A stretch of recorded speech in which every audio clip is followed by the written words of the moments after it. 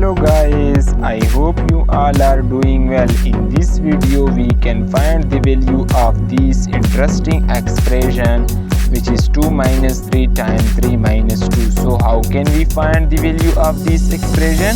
If you have new in my channel, then kindly subscribe my channel for more video. So mostly person can take this mistake that 2 minus 3, which is minus 1, time 3 minus 2, which is 1. So 1 time 1, which is equal to minus 1. But student, this answer is wrong, because the order of operation which is BAM does, here multiplication have higher priority than subtraction.